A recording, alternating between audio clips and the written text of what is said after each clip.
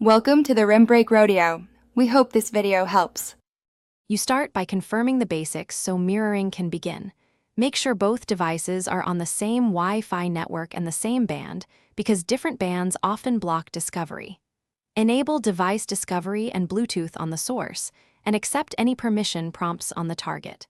Restart the router, phone, or tablet, and the display to clear temporary faults.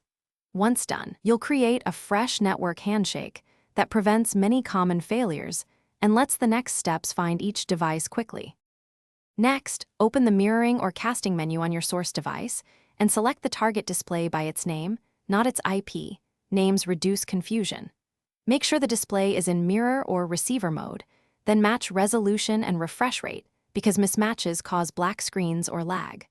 Update firmware and operating systems on both devices and install the latest casting app if required. These actions remove compatibility gaps and optimize performance, so the stream has the right handshake for stable playback. Finish by testing with a short local video and checking audio output. Confirm the source is sending sound to the mirrored display. If you see lag or dropouts, try switching your Wi-Fi channel or use an Ethernet connection for the display. Wired is more reliable.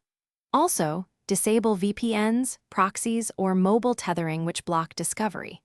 If it still fails, reboot both devices again and retry discovery. Often one last reset clears lingering network bindings and restores a clean mirroring session. Thanks for watching. Consider subscribing if we helped you.